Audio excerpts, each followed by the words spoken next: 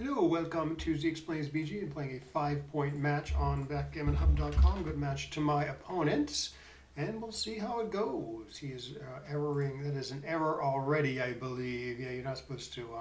You want to keep the good points slotted, so you hit with the ace, and then you can either split or bring down the 4. His play is safer, but I have a 1-point board, so getting hit back isn't a big deal. So you want to play like the productive 4 after hitting with the ace. Now, if I split with an ace and he rolled 4-1, there, you hit twice because like hitting once doesn't start at good points. So he looked a little confused there. All right, I guess this is best. I mean, I got some because he has the 2 blots in his board. I mean, I have some license to like leave a shot somewhere or whatever, but doesn't look like it plays productively. Leaving a shot doesn't appear to play productively, so sort of do the normal thing. Guess I want the spare. Yeah, 8-3 is okay here also. Running off the angle would be bad because I'm down in the race. I should just play 6-3, I believe. Or 6-4, 3-2 is probably not too bad either. Since I'm not hitting him, he's not hitting me at any point in the near future.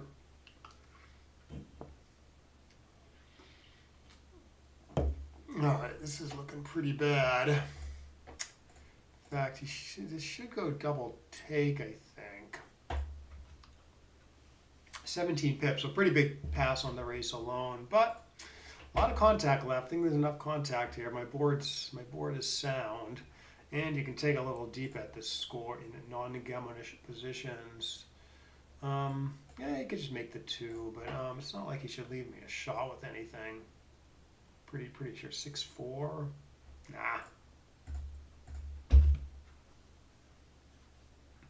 But no, that's not a big deal. You can make the 2 there if you want. If you don't want to get all fancy like me.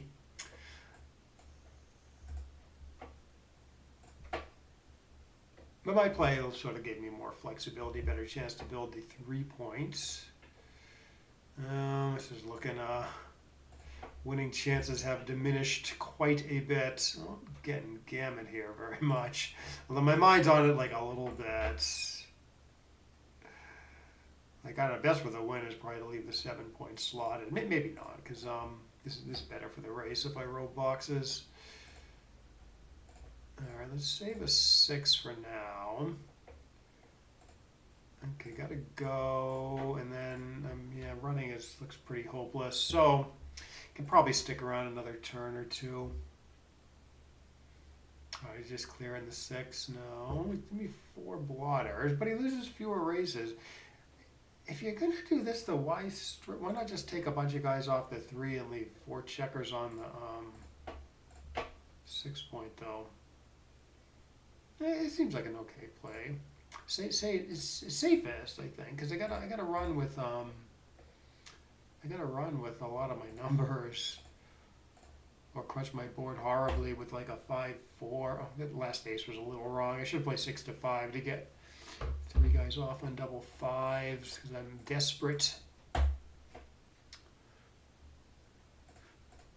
Not that it's tiniest bit of equity because I never win basically. Okay, so down 0-2.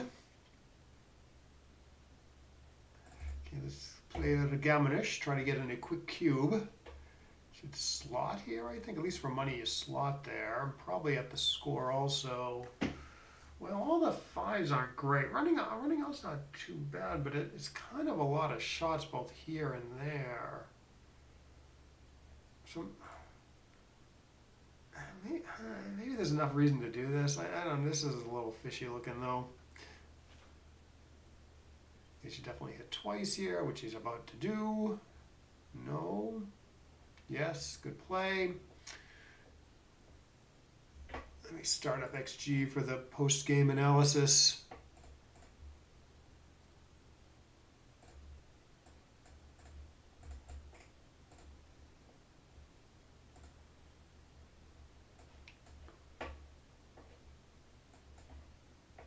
Yeah, that seems like an okay play, but yeah, he should definitely split something in the backfield.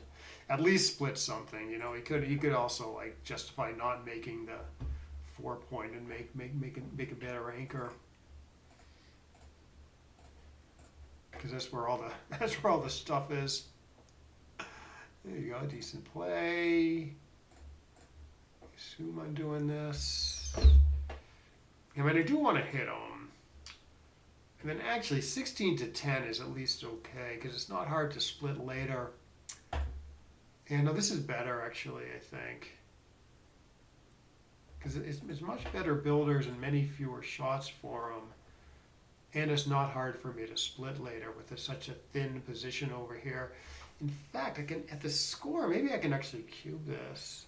Because they built a good point. It's going to be like a really tough game for him. I mean, he has a take here. I'm not winning by that much, but it's 0-2. It's very gammonish. Kind of want to force him to play like the whole game out, you know? Because I have a skill edge on him. So like if you wait against a weaker player there, he might just get to pass later and he doesn't have to play out this complicated game. So you have a little incentive to double early against a weaker player in complicated positions. Maybe it's me with a 6. He's got to give up his most important anchor. So this looks like a pretty good upgrade. Oh, he's hitting me with an 8, it looks like. I'm not saying the double is, I mean, the double might be technically wrong by a decent margin, but we'll see what the computer says. I don't want to give up like 0.1 there. I don't mind giving up like, I don't know, 0.05 or something. Although there are varying rules of thought on that type of thing. Yeah, this hasn't gone well. The ones are a little duplicated. Our sixes are duplicated here. He's got 6s, 3s, 1s. Good connectivity. I'm not sure. What else? Don't want to hit him, I don't think. Waste that checker. Okay, that's the 6. Somehow I want to do this. I'm not sure. Not sure why. I guess for all the connectivity back there.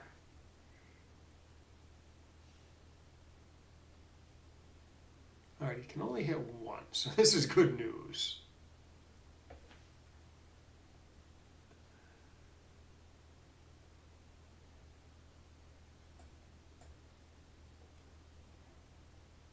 Eight to 4, is that a play? Duplicating 1s and 3s. It's probably a little too fancy.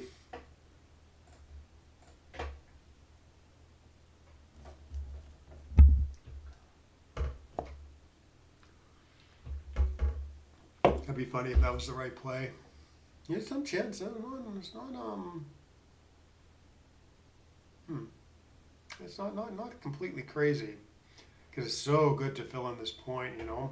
In fact, I should forego hitting here, I'm pretty sure. Though he is pretty flexible. Yeah, I'm going to do this. Just really locks him in unless he rolls 6-6.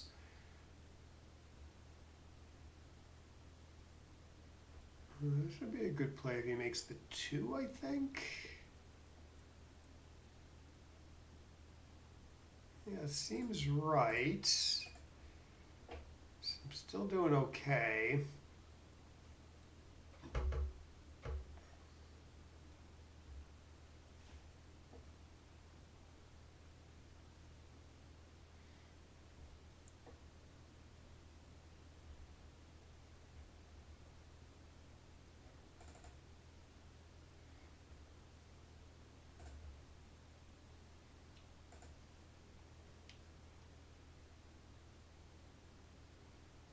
I think so. Best builders for the 2 anyways. This doesn't hit. Oh. This is maybe a little too loose. Oh, wait, can I get a builder on the 6? No, I can't.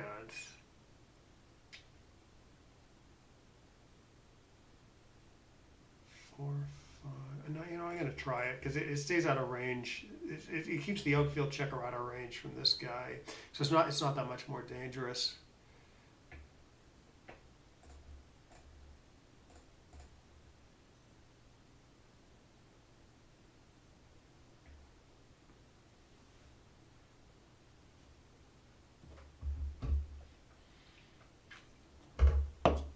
Yeah.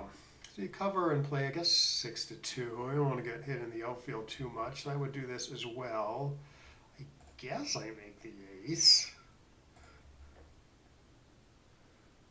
And then, oh yeah, you should go after me. 8-3, 16-12. I mean, it's not a great plan, but it could work. I mean, it seems like the best plan he's got. Yeah, this is a little safer, I guess, but I probably would have played that more optimistically. All right, so let's see. One way, if he doubles me, I can either take and play for the match, or I mean, this is going to be a take, but let's just go through it. I can either take and play for the match because I redouble him to 8, or I pass and I go to 0-4 Crawford, which is just 16%. So I just got to win this 16% to take it, which I think I easily do since he's trapped and he hasn't made the point yet. So this is pretty big. This is a pretty big take, assuming I'm looking at the score right, which I am. Like I wouldn't have cubed that. He's playing it well. Gotta get out of there. It's not paying to the gammons anymore.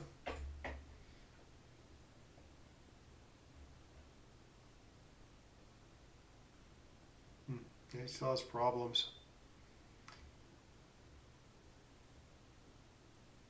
Yes, I would do that also. I mean, hitting 4-1 is a play. Probably I end up doing this at the score. Ugh. I mean, maybe. Puts 2 on the roof and only gives me a single shot. In fact, that's only 11 shots, whereas this is 13. But of course, he's foregoing escaping. So I don't know how to compare those two plays. I'm dead. So he should make it. He's probably 3-1, 2-1, and then one more. So here, he's either going to give me a chance to anchor or hit him. So there's a better idea here. Now he's thinking he wants to keep his nice solid 5 prime, but I think it's better just to play safe, push the gap up, whatever. Not let me anchor. But so he's probably is he gonna see the switch here? So he's probably 6-1 with 2 of them.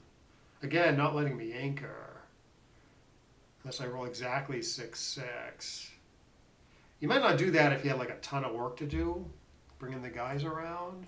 But it looks like he's almost home free if he does that. So that's probably a missed opportunity, although it's probably still going to work out for him. You can roll a 4 or 6. This will help. Bah.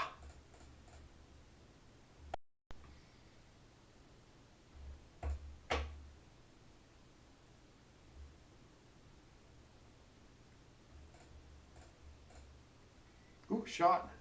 Ace. Oh my god, I could win this. Alright, so he's popping out of the outfield a lot. I kind of think the computer does this, though, for some reason. Keep the checkers more connected. Let's just see. Yeah, that's what I would have got a direct here, but I got him anyways.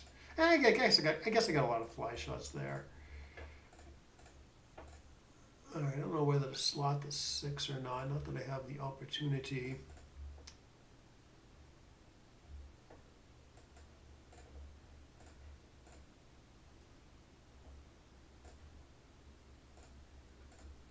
Oh, I'm doing okay all of a sudden. Not this. Not doing so great now. You should probably play 2-1 there. I don't think the outfield crossover matters. Almost had him.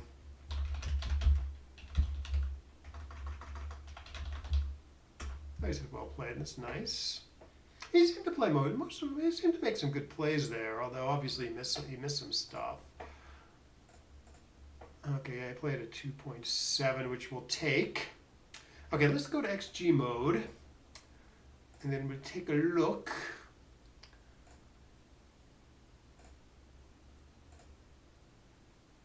And then me on the bottom. Apparently I screw up this 5-1, 8-3-6-5. Anyways, let's go through this. Okay, so what happened? Okay, so no doubling blunders. I guess I really didn't have that much chance to. I don't remember when the cubes came over, except in that last game when he redoubled me to 4.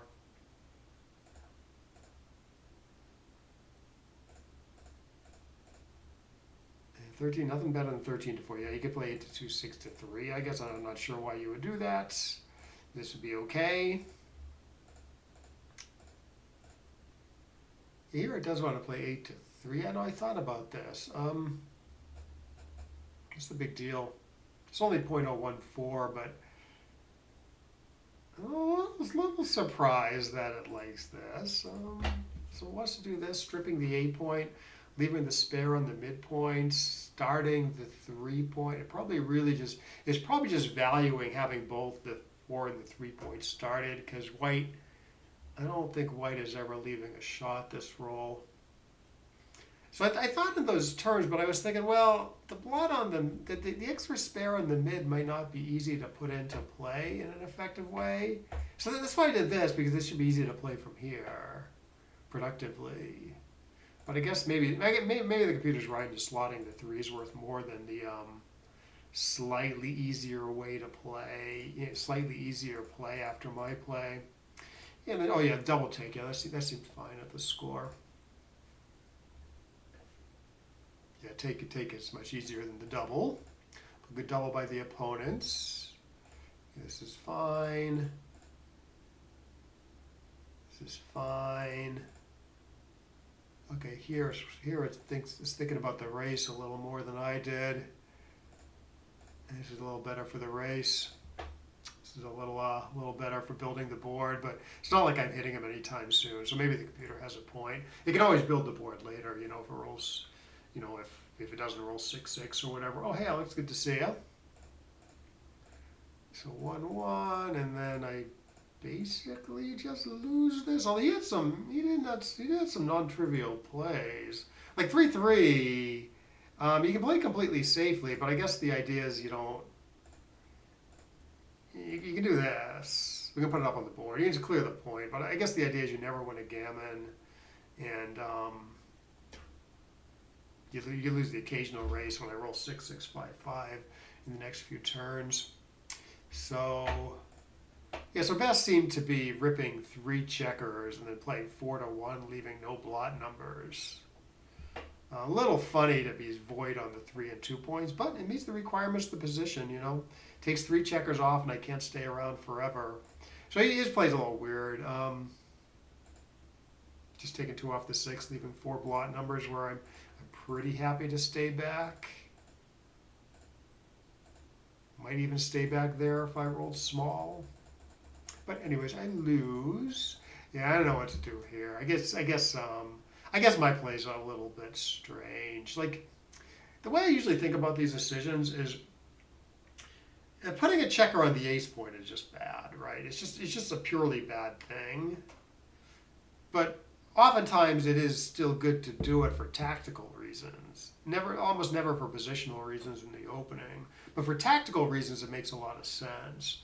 So the way I often think about it is you need because it's so bad to put a checker on the ace, you need pretty clear tactical reasons to do it. Like any of the other plays, it just gives white too much and they're not productive. And that's sort of true here. Apparently the best play is 24 to 15 like this. Which doesn't really do much. It does, one nice thing though, it duplicates his 1s and 3s. Like 1s and 3s hit in the outfield, and 1s and 3s make the 5 point. So a number like 6-1, probably is hitting, but it's not. That's not that much better than making the 5. Um,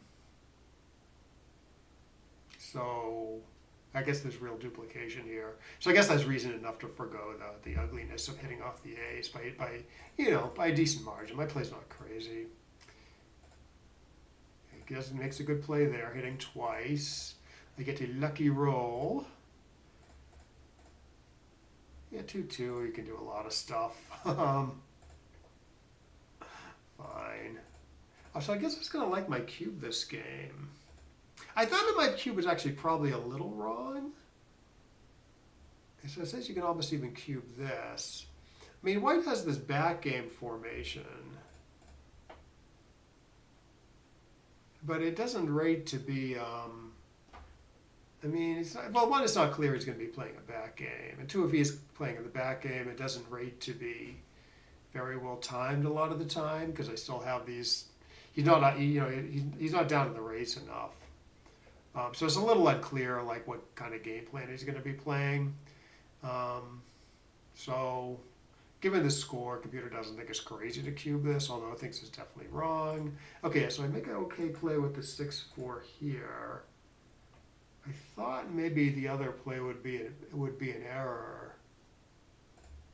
Right, so I do this, getting great builders over here, keeping two guys kind of stuck on the ace. But I thought, okay, it's not hard to split next turn, so I kind of like this. The computer likes, we can put this up on the board. Computer likes this a little bit better, which I did see, but the builders are worse and he has lots of hit options. So I don't know why you would do this. I guess just worried about two guys stuck way back there. They're just not that stuck though. Okay, so this is actually a real cube, probably. Yeah, this game's gonna be a little tough. And this is a little score based too, you know. He still wins a lot, but he loses a lot of gammons. So it's probably a reason to be pretty aggressive at this score. Love to win a double gammon here. And I'm sort of diminishing the value of his gammons and his cube potential by doubling now. So there's not a lot of reasons to double at the score. Where you probably wouldn't cube this at 0-0. Wouldn't be crazy though. It's probably gonna be a tough game for him if I can just make one more good point in here. Kinda do. Although he rolls like okay, so he runs with 2350, which the computer does like. So that's a nice play. Giving up the back game point, but making sure he just doesn't get stuck back there with everybody. Well, apparently I should hit twice here for tactical reasons. Or 13 to 10, 10 to 5. Okay, I wanted to keep everything alive from making the 7. But I guess my play doesn't really do that any better than 10 to 5 does. Yeah, I should have played 13 to 10, 10 to 5. Like what I was thinking, which is often going to be the case when you're trying to build a prime in front of a back game, is I wanted to do this and keep everything alive from making both this point and this point. That was my rationale.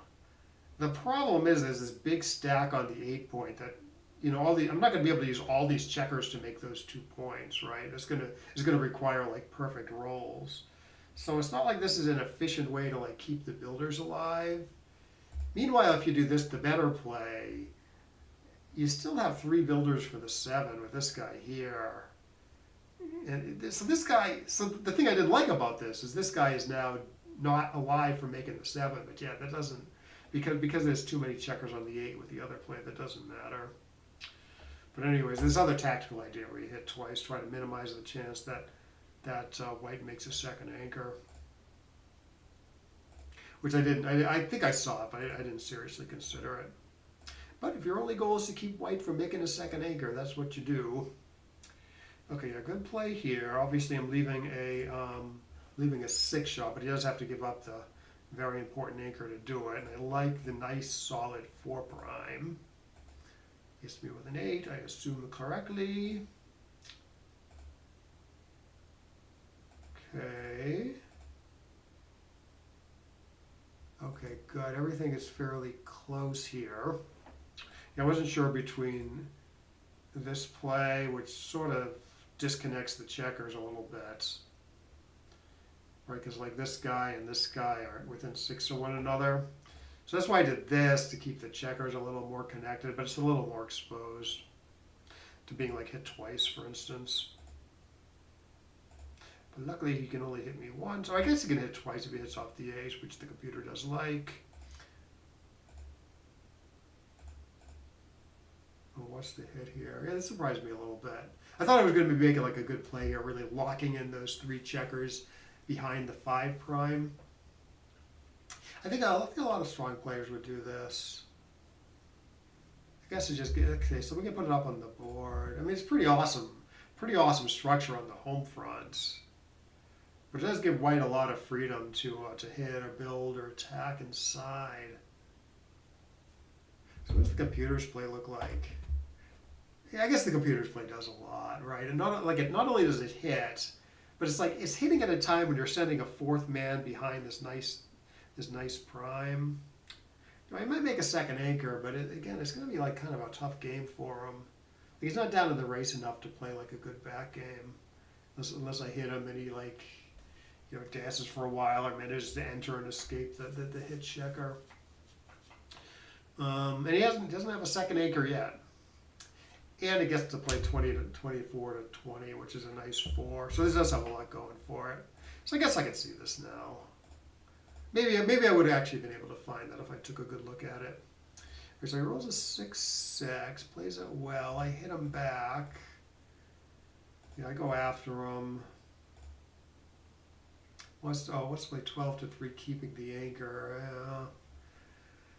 Yeah, I guess that is how you're supposed to get the 4th builder for the 2. Like I really wanted the 4th builder for the 2, so I did this at some risk. I'm not sure I really saw this though.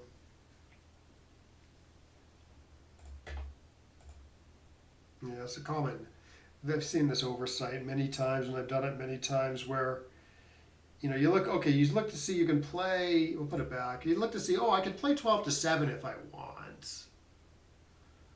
And then like you look around for like a good 4 elsewhere, and you don't think to move the same checker again sometimes. Like I've done this. I think I did that. I think I did that this game here, but I've seen other players do that too.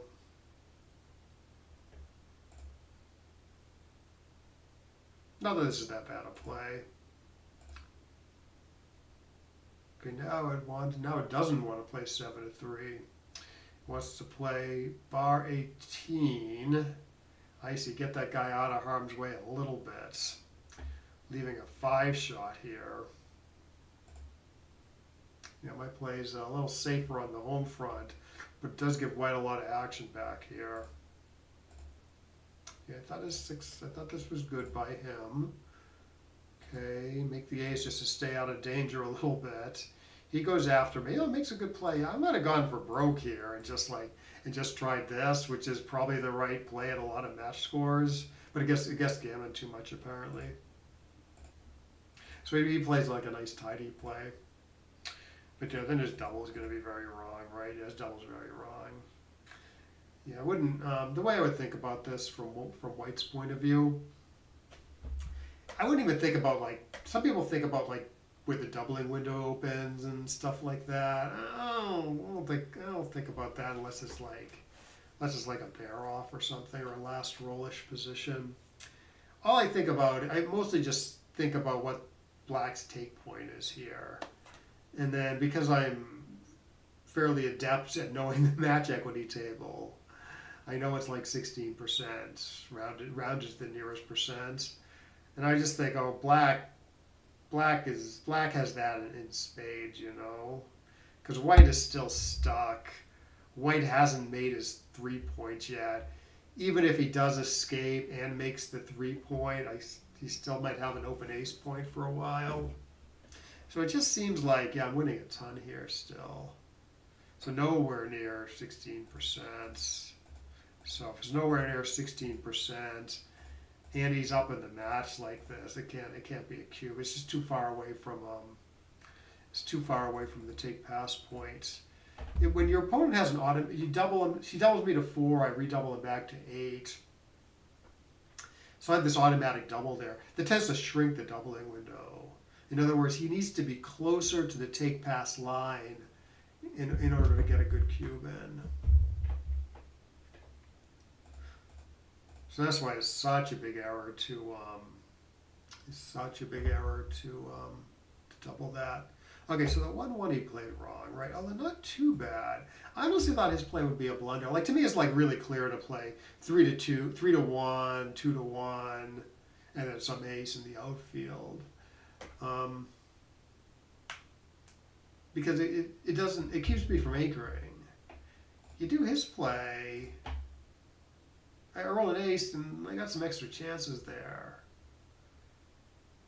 Apparently the chances are quite low though, so maybe the computer's not too worried about it.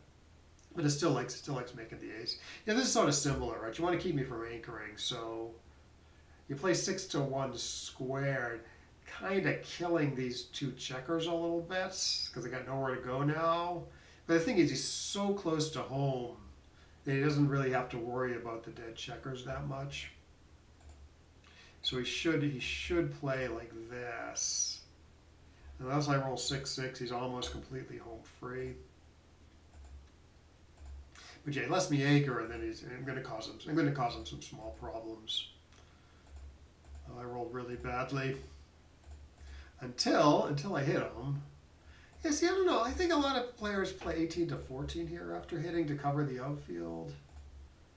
Like, okay, so white rolls 6-2. He has to come into direct range of this guy. But yeah, somehow I just thought the computer would do this. Bring the guys around together. Keep them close. Still have a bunch of shots when he pops out.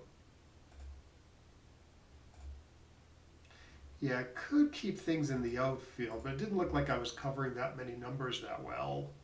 So I bring a guy into the 4-point, and I still do get to cover the outfield a little bit. And I'm like looking okay here. One more dance and I'm a favorite. But nope, he enters, and then well, I guess I still win 30%, but it wasn't meant to be. All right, maybe we'll play one more. I do have to go at some point though, so I may not do a lot of analysis after the match.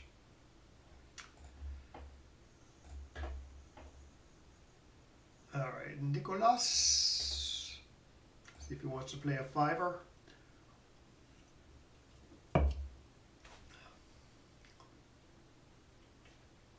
Does not look like it.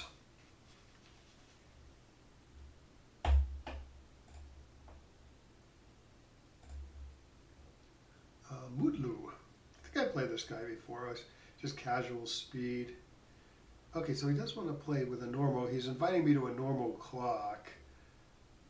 I think if I accept, it'll. Okay, 3-point. Good. It's a little buggy when like you invite someone and someone invites you. So like, I think if I accept they are too early, I think it might kind of cancel both. But anyways, this is a 3-point match. Good match to my opponents. He is making his 3-point correctly. I am not splitting here because it's a little suicidal after he rolled like this big attacky number. Not that there's a good split play anyways. So 6-4 is a play here, but let's keep it a little safe and diverse in the outfield. So he should be running. Yeah, this is bad play. Like he's the one that's up in the race. I'm the one that has sort of the better priming structure. So he should be splitting and running. Well, I should be building and priming. In fact, his position is so bad now, and it's 3 away. So I think I can sneak in a double there. Although I would probably take that. Ooh, 5-5 again. Well, if I dance, can I take? I might just be able to take a dance. But you're not sure about that though. I mean, for money, it's like something very, very easy take if you dance there. Match score is a little problematic. All right, it's like I don't think I'm hitting him twice. I can make the 17 and play 13 to 10 and hope he misses all these combo shots. Or I could just play 17 to 8. Yeah, maybe it's actually this, because now I'm up in the race. It might be tough to get off the 17 point later. I guess 17 to 11, 23 to 20 is a play also, but that's still a million. That's still a million fly shots. All right, I like how this game is developing. It's kind of in a non-gammonish manner where maybe I can get a Cuban at some point. Yeah, well, this is not quite gammonish, of course. So I probably don't get to double at this score. Or doubling kills my gammons. Even though it might be like a little unclear whether he's taking or not. So, kind of just want to do this. Ones don't really hit that good over here. So let's try this.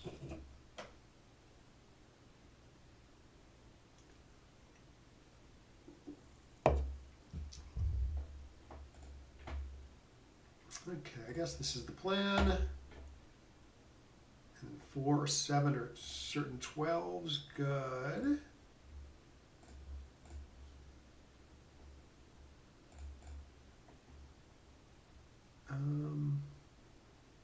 14 to 5, 14 to 10.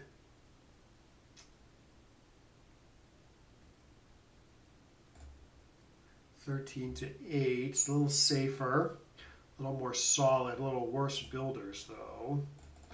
Got to get the good builder anyways, and then I guess I got to go after him here. I'm not really sure whether it's 13 to 10 or 8 to 5 though. Okay, so he's got 2, 1, 2, 6 that double hits. 2, 3, 2, 6 that double hits. 2, 2, 2, 2 will double hit. This is better for covering next turn, I guess, but gives up the 8 point. All right, maybe this is the way to go. Seems like there's arguments both ways there, but covering, I mean, covering's sort of important.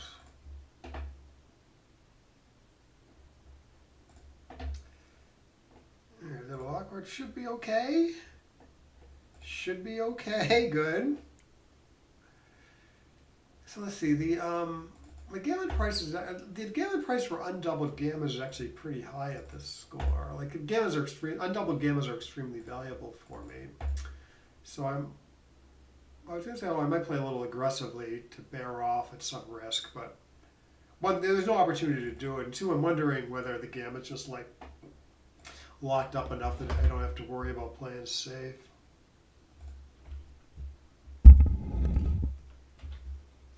But no decision ever presented itself. Looks sort of locked up. Looked like it would have been pretty locked up given what it looks like now. So that was a pretty easy match. I don't really think I made any real errors. Like, there wasn't really much I was unsure about there. So let's see. Did I play as? I was gonna say, oh, did I play a 0? But no, I played like a 3. So I did screw something up. What did I screw up there? I mean, don't get me wrong. I'm happy with a 3, but I expected less. Okay, so it is less. No, it is. It is good. Yeah, I just made one error somewhere. Let's just take a quick look at the error, and then I'm going to take off, I think. Oh, no, this is a pass already. Okay, yes, but this is just too bad, I guess. And the score argues for a pass. Yes, yeah, I should, because I'm about 30 minutes away from it, so I don't really have a good excuse. So I'm almost certainly going to be playing. So yeah, I'll be there. Are you coming into town for that? Should be a good tournament. I mean, Boston's like a good location for it. And I know I've actually never been to a Rory tournament. I do know him. I have played him a few times, but I've never been to a Rory tournament. But I know he's like a very skilled director. So it should be. I'm expecting it to be pretty well run. And I assume he has a team of like. I assume he has like a team of decent directors and helpers. Oh, that's a bummer. But I know you got to live a balanced life. It's important to live a balanced life. Yeah, I'm sort of looking forward to it. I mean, I play so few of these. I do play some occasionally, once a year or something. I play like a national tournament, but maybe twice a year. But yes, it's pretty rare for me. I know I've talked about this before, but I just find it like a whole weekend of backgammon is like it's too much for me. I just like to play. I like to play like Chouette for a day or a 1 day tournament, and then like I don't really want to play the next day a lot of the time. With a national tournament, it's like a lot. Just like day after day of like 8+ hours of backgammon sometimes. I think I just don't have the tolerance for it. I just haven't done it enough. Plus, I find it a little stressful. I'm trying to play well, and I doubt myself sometimes when playing against excellent players. But my results have been good. The times I have played, so maybe I shouldn't worry about it too much. I do find one thing that helped me a lot was actually like buying a laptop that I could bring to the tournament venue and like check some of my plays after the match, or even like if the match is recorded, even input the match and just like verify that I'm playing like at least okay. Even if I'm not playing like my best, even if I'm not playing like a 2 or a 3, if I'm in the 4s, it's like all right, I'm playing pretty reasonably. So that gives me like a little more confidence that I'm playing like okay. So that helped me a lot. Oh, you can join the commentary. Yeah. I've done some commentary for especially during COVID. I did some commentary for some online tournaments. I do find it kind of fun, especially when you have a good partner that you have a good rapport, like two people doing commentary. That's really fun.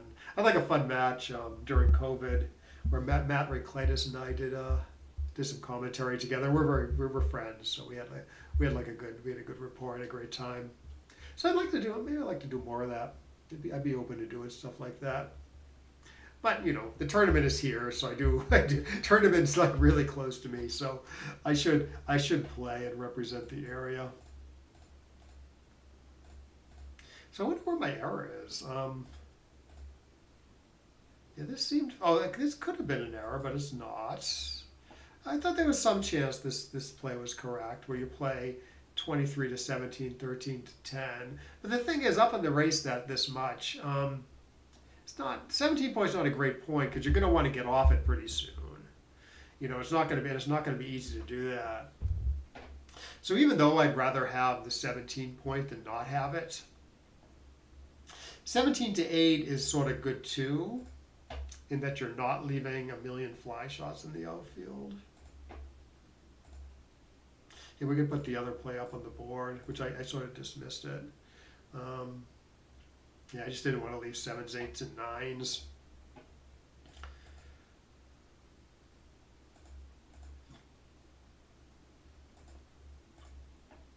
Oh, this is a real error. So it just wants to play 13 to 8 instead of 23 to 26 to 4. I'm up 17 pips after the roll. So it does seem to make sense to me to get the back guy going.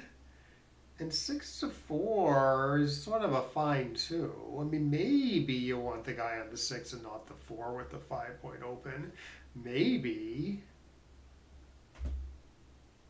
But it seems like an okay 2 to play. So what does the computer's play look like?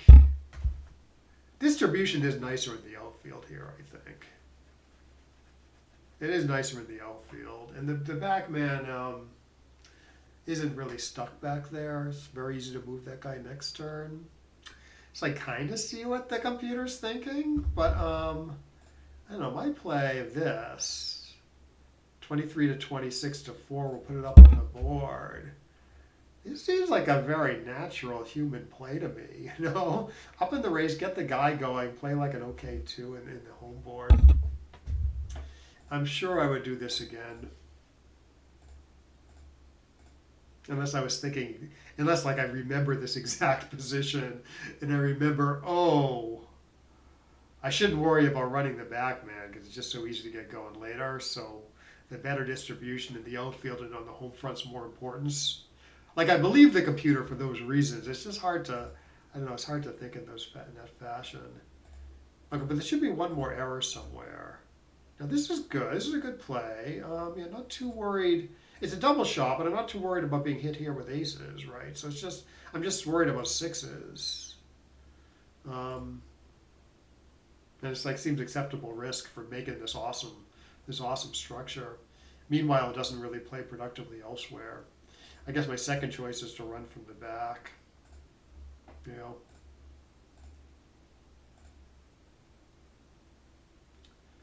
Okay, 5-5 makes a good play. 3-1. Oh, there's the error. Interesting.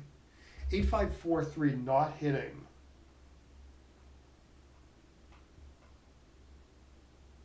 Darn. This might be score based actually. Yeah. For doubled money, I think my play is okay. But it just makes it harder for me to get in a cube if I up the gammas like this. And so the plays are like close enough cubeless that it swings the play. Let's test it. Let's test that theory.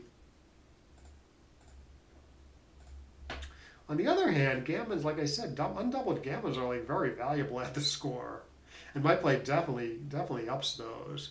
But I think there's just cube considerations where when I up the gammons for both sides, he's more likely to get in a cube and I'm less likely to get in a cube. So this is the score-based eval. Right, it wants to play all tidy. Maybe attack more effectively next turn, but if not, you know, maybe he escapes and I escape and I get in a decent cube later. This is a little risky, not too bad. Definitely ups the gammons for both sides though. Okay, so doubled money, say. Am I play right? Based on the numbers, it seemed like it was at least reasonable. Yes, he's right by a little bit. By a little bit for money. I think due to the cube reasons, due to the cube arguments. Like, believe me, if you look at the gammon prices here, it implies I should play gammon go-ish. In fact, I think we can do that. Let's go back to the position.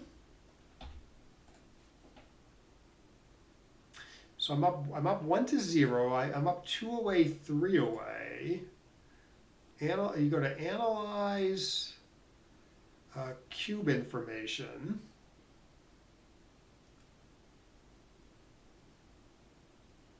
And then you click on the gammon value tab. Wow, that is high. That's higher than I thought, actually. Gammon price for black is almost 1.0. For money, it's 0.5, so it's like twice as valuable as usual. It's almost like it's pure gammon go. Like, if it was 2 away, 1 away Crawford, I needed 2 points to win the match, he needs 1 point to win the match. Gammon price is 1.0. Gammons are about as valuable as they can be at like a sort of a normal-ish match score. So gammon price is actually that high at 2 away, 3 away also. Yeah, that extra point you're putting at stake. It's just huge. But still, because of the cube considerations override it though. Surprising. Yeah, backgammon is complicated, man. So, yeah, this is wrong. But anyways, I do get to complete the closeouts. I make my 8 point here, which the computer likes. Yeah, I can't. This is too good, or yeah, way too good. Yeah, he doesn't win this anywhere near 25, I guess. And then I win. Yeah, why not corollary to that gammon price being so high? Like, part of the reason why that gammon price is so high is because that extra point you get from the gammon, it puts you like right at the number you win the match. You know, like in other words, like you're two away. You need 2 points to win the match. Gammon is worth exactly 2 points. So that means that extra point is worth a ton. So that comes up sometimes in like bear offs. I mean, obviously not the Gammon situation, but like look at this funny position. Um, let's see, boom, boom, boom. Black's an underdog here. He has let's see, well, how many rolls does he have to bear off? He has 4 doubles, 6 6 through 3 3. Two doesn't work. And then he has 6 5 6 4 6 3. He has 12 more numbers. And then 5 4 5 3. And I'm doing this wrong. 6 5 6 4 6 3. There's 6 more numbers. And then there's 4 more fives, 5 4 and 5 3. So there's 6 4 and 6 4 and 4. So there's 14 numbers that bear off here and 22 that miss.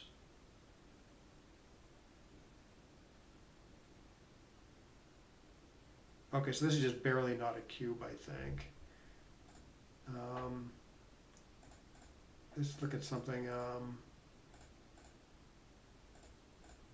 This is 13. Well, looking for a number. Looking for like a 16 number bear off or a 15 number bear off. Yeah, this right. This position. Yeah, so there's 15 numbers that bear off here. So you're an underdog here. Cube in the and you're winning the match, but you have a bear double regardless, because that extra point you're putting at stake. That extra point you're putting at stake is worth more for you than the other opponent, than your opponent. And notice, well, normally he would redouble you to 4. Normally he would redouble you to 4, but he doesn't have any recube vig here. In fact, like it's possible this isn't a cube. Yeah, isn't that funny? Like this is a bear cube for the reason I said that the point is worth a little more for you, but you make Black's position worse, and now it becomes not a cube because there's extra consideration where you're giving extra cube value to white when you double. It's a little complicated. It's a little hard to think about, but that is what's going on here. Actually, similar stuff. There's similar positions that come up for money when there's recubes. I think it's called the Jacobi paradox or something else. Jacobi paradox, I think. Whereas you own the cube, you're 19 to 17 favorite here, so it's your last chance to use the cube. And the cube is dead for white afterwards, so you should double this for money. Even you're only a tiny favorite, but it's, you're winning the game, so why wouldn't you want the game to be worth double, right? Because you want to maximize your points. But then this isn't a double. You make the position worse for Black, and this is not a money double. Because you don't want to give white that extra recube vig after he takes. Now, if the cube's in the middle, I think this should be an initial double cube in the middle because white has recube vig anyways. So this stuff comes up once in a while, I would say. If you play a lot for money, you'll see this, I think. Every few years if you're playing all the time. But I have seen this or something very similar come up before. Not sure I've seen the match. Not sure I've seen the match stuff much. The match stuff could come up though. It comes up a lot of like these 2-away scores. Like I think 2-away, 5-away is even more so. So you're up. Like for instance, I think this is. We saw this wasn't a double at 2-away, 3-away. I think it is a 2-away, 5-away. Yes, a big double. So you have to double this. And I think you can even double this. 13. Yeah, you can double this. If I remember right, I think at this score, And again, you shouldn't be doubling. Shouldn't be doubling if white has recubing. It's just when it's this last roll position. But if I remember right, I think at 2-away, 5-away, I think the doubling window opens up a little lower than 11 out of 36. So if there's a position that only bears off 11 times out of 36, I think that's like a bare double. This is a 4, 5, 6, 7, 8. Oh no, this is only 10. I think there's only 10 numbers that bear off. So this is not a double.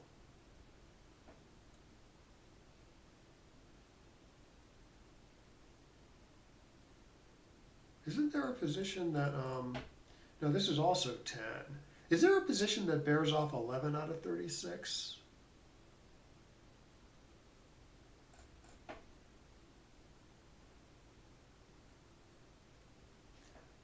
5, 11. I think this is 11 out of 36.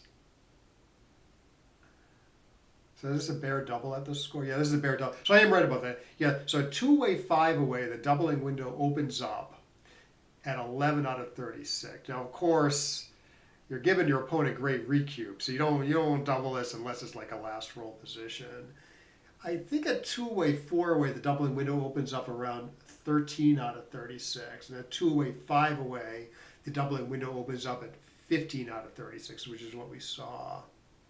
So, yeah, so I don't know if you want to memorize those numbers. It might come up for you at some point, or maybe something very similar to help you know. But I think I have seen people like have a double from like, 2-away, 4-away from this position, where you're like a small underdog, but you realize that point is worth more for you. Anyways, I hope that was instructive. Hope you got something out of this. I'm going to sign off now, but thanks for watching, and we will see you next time.